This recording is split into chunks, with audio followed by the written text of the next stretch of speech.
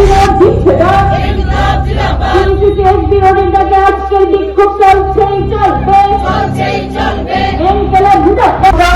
এই ইউনিফাইড পেনশনের মধ্য দিয়ে তারা বলবার চেষ্টা করেছে যে আমরা একটা নতুন ধরনের পেনশন সিস্টেম আনলাম। এই পেনশনের সিস্টেমের মধ্য দিয়েও কন্ট্রিবিউটরি অর্থাৎ সারা জীবনে সুপ্রিম কোর্টের রায় অনুযায়ী আন্তর্জাতিক শ্রম সংস্থার বিভিন্ন ধারা অনুযায়ী যে অধিকার আমাদের ছিল সারা জীবন 25, 30, 32 বছর 40 বছর চাকরি করার পর একজন বৃদ্ধ বয়সে তার সামাজিক নিরাপত্তা পাবেন, সেই অধিকারটুকু আমার দেশের সরকার সেখানে কেড়ে নিয়েছে। ফলত বাধ্য হয়েই আজকে সারা দেশের শ্রমিক কর্মচারীরা এর বিরোধিতা করছেন। কেন্দ্রীয় সরকারও এই অবস্থার সুযোগ নিয়ে সেখানে একটা নতুন ধরনের নতুন মোড়কে একটা ইউনিফাইড পেনশন স্কিম হাজির করেছেন। সেখানেও আবার কিন্তু কন্ট্রিবিউশন করতে হবে, অর্থাৎ নন কন্ট্রিবিউটরি নয়। কাজেই এবং এর অনেক ফাঁকফোকর যেটা রয়েছে সেটা দেশের সাধারণ মানুষের জন্য, শ্রমিক কর্মচারীদের জন্য তাদের কাজের সেখানে আসছে না। ফলত সারা দেশে আবার আওয়াজ উঠেছে যে আমরা পুরনো পেনশন প্রথা ফেরত চাই। আপনারা জানেন আমাদের দেশের কৃষক আন্দোলন হয়েছিল ফসলের ন্যূনতম সহায়ক মূল্য করবার দাবিতে। 1 বছর ধরে সেই আন্দোলন চলেছে। দেশের সমস্ত অংশের শ্রমজীবী মানুষ তাদের সমর্থন করেছেন। সেই যে আন্দোলনে বাধ্য হয়ে কেন্দ্রীয় সরকার এই যে নীতিগুলো মানবে বলে বলেছিল, আজও সেই নীতি সেখানে মানেনি।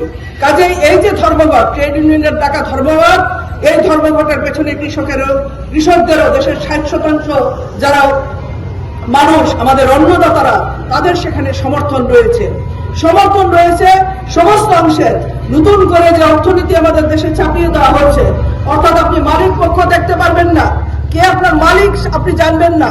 আমার বাড়িতে আপনার বাড়িতে যে সুইগি বা জোম্যাটো শ্রমিকগুলো দিয়ে যায় খাবার এ প্রান্ত থেকে ও প্রান্তে, তার নিজের বাইক, নিজের পোশাক, নিজের ফোন, নিজের ইন্টারনেট ব্যবহার করে সে যে রাত দিন খাটছে, আমার দেশের শিক্ষিত যুবকটি যে খাটছে, তার ফলে তার আয় কত হচ্ছে সারাদিনে খোঁজ দিয়ে দেখবেন 200 টাকাও তার হচ্ছে না। অথচ তার যে মালিক, সুইগি বা জোম্যাটোর যে মালিক, ব্লিঙ্কিটের যে মালিক, সারা দেশে যারা রয়েছে, আপনার বাড়িতে রাত 2টা 2:30টার সময় প্রয়োজনীয় জিনিস পৌঁছে দেয়। সেই শ্রমিক কত পায়, কিন্তু তার মালিক, তার একটা গাড়ির দাম 5 কোটি টাকার বেশি। স্বাভাবিকভাবে এই যে অ্যামাজন, ফ্লিপকার্ট ইত্যাদি নতুন যে অর্থনীতি, অর্থাৎ খণ্ডকালীন পার্ট টাইম যে ওয়ার্কার তৈরি করার যে অর্থনীতি দেশের যুব সমাজকে দিয়ে তাদের যে শোষণ করে যে মুনাফা, এক নতুন ধরনের অবস্থা আমাদের দেশে তৈরি হয়েছে। এর বিরুদ্ধে সমস্ত অংশের মানুষ, এই যে আগামী যে সর্বনাশা দিন আসছে, এর বিরুদ্ধে সমস্ত অংশের মানুষ সেখানে ঐক্যবদ্ধ হচ্ছে। দেশকে ধর্মের নামে ভাগ করবার চেষ্টা করা হচ্ছে। মানুষ যাতে ঐক্যবদ্ধ না হতে পারে, আমার আপনার দাবি বিদ্যুতের জেনারেশন, ডিস্ট্রিবিউশন সমস্ত কিছু সেখানে বেসরকারীকরণ করে সেখানে স্মার্ট মিটারের নামে বিদ্যুৎ ব্যবস্থাকে ধ্বংস করে ফেলা হচ্ছে সারা দেশে এবং আমাদের রাজ্য। এই বেসরকারীকরণের বিরুদ্ধে সেখানে আমাদের লড়াই। শিক্ষাকে যুক্তিবাদী বৈজ্ঞানিক যে শিক্ষা, সেই শিক্ষা বাতিল করে দিয়ে মৌলবাদী, ধার্মিক, সাম্প্রদায়িক, আধ্যাত্মিক সেই যুক্তিহীন ভাবাবেগ এই শিক্ষাকে সেখানে চাপিয়ে দেওয়া হচ্ছে 2020 জাতীয় শিক্ষানীতির নামে। এই শিক্ষানীতিকে পরিবর্তন করতে হবে। আমার আপনার আগামী প্রজন্মের সর্বনাশ হয়ে যাচ্ছে। এই মেরুদণ্ডহীন যে সমাজ, সেই সমাজ কিন্তু সেখানে আগামী দিনে কোনো একটা উন্নত ভারত আর দিতে পারবে না। আমার দেশের স্বাধীন বৈদেশিক যে নীতি ছিল, আমার যে সার্বভৌমত্ব ছিল, ধর্ম নিরপেক্ষতার জন্য আমরা যে গর্ব করতাম, আজকে আমরা দেখছি যে ডোনাল্ড ট্রাম্প আসার দ্বিতীয়বার ক্ষমতায় আসার পর আমার দেশের সরকার তার কাছে নতজানু হয়ে সেখানে রয়েছেন। তার কাছে নতজানু হয়ে যে দেশগুলি আক্রান্ত হচ্ছে তাদের পাশে দাঁড়াচ্ছেন না। এই অবস্থা আমরা দেখছি। একটা তৃতীয় বিশ্বযুদ্ধের উন্মাদনা সারা দেশে সেখানে তৈরি হয়েছে। আমরা জানি যে আমাদের দাবিগুলোর মধ্যে যে দ্বিতীয় দাবি, সেটা হচ্ছে সংগঠিত অসংগঠিত ক্ষেত্রে সেখানে সমস্ত অংশের মানুষদের ন্যূনতম দেশের নাগরিকদের 26,000 টাকা মজুরি নির্ধারণ করতে হবে। আমার যে নির্মাণ শ্রমিক, আমার যে ইটভাটার শ্রমিক, যে শ্রমিক ভাইয়েরা রয়েছেন, শ্রমিক রমণীরা যারা রয়েছেন, তারা সেখানে মজুরি বৈষম্যতে ভুগছে। তাদের কথা সেখানে ভাবা হচ্ছে না।